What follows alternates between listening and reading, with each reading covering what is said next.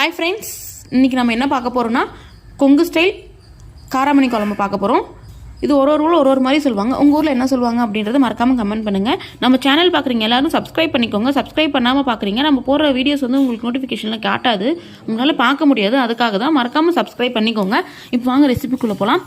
ஒரு கைப்பிடி சின்ன வெங்காயம், ஒரு மீடியம் சைஸ் தக்காளி, ஒரு மீடியம் சைஸ் வெங்காயம், ஒரு கட்டி பூண்டு, இஞ்சி கட்டை விரல் சைஸு மூணுமே வந்து ஃபஸ்ட்டு நல்லா வணக்கிக்கோங்க. வணக்கி எடுத்து வச்சதுக்கப்புறம் இஞ்சி போட்டுக்கோங்க. நல்லா ஆற வச்சுட்டு ஒரு ஜாரில் வந்து 1/4 மூடி தேங்காய், 2 ஸ்பூன் பொட்டுக்கடல நல்லா ஃபஸ்ட்டு தண்ணி ஊற்றி அரைச்சிட்டு அதுக்கப்புறம் நீங்கள் வணக்கி வச்சுருந்தீங்களா வெங்காயம் தக்காளி அதை வந்து போட்டு நல்லா பேஸ்ட்டாக அரைச்சிக்கோங்க.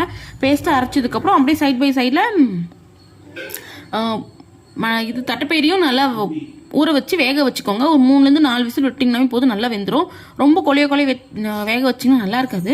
ஒரு 3-4 விசில் விட்டுட்டு அதுக்கப்புறம் ஒரு நீங்கள் எதில் செய்வீங்களோ அதில் செய்யுங்க. நாங்கள் வந்து சட்டி எடுத்துருக்கோம்.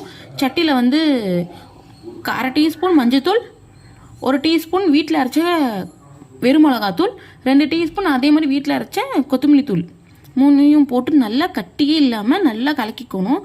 கலக்கிட்டு அப்புறம் அடுப்பு பற்ற வச்சுட்டு வச்ச உடனே நீங்கள் வந்து உங்களுக்கு என்ன காய் தேவை அதை போட்டுக்கலாம். நாங்கள் வந்து கத்திரிக்காயும் முள்ளங்கியும் போட்டிருக்கோம். உங்களுக்கு தேவைன்னா நீங்கள் வந்து உருளைக்கிழங்கு போட்டுக்கலாம், இல்லைன்னா முருங்கைக்காய் கூட போட்டுக்கலாம். மித்தப்படி வேறு எந்த காய் போட்டாலும் நல்லா இருக்காது. நல்லா அது வேகிற அளவுக்கு உப்பு போட்டு நல்லா கொதிக்க விட்டுருங்க. நல்லா வேகட்டும். அது வெந்த உடனே புளி வந்து எலுமிச்சை சைஸோட கொஞ்சம் கம்மியாக புளியை ஊற வச்சு அதோடு சேர்த்திக்கோங்க.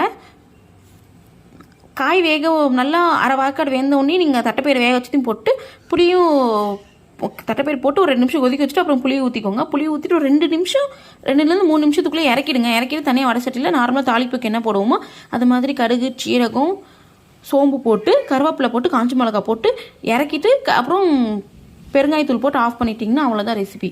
இது இவ்வளோதான் சிம்பிள் ரெசிபி. நீங்கள் ஒரு டைம் செஞ்சு பாருங்கள், இந்த மாதிரி டேஸ்ட்டாக இருக்கும். செஞ்சு பார்த்துட்டு கமெண்ட் பண்ணுங்கள். பாய்.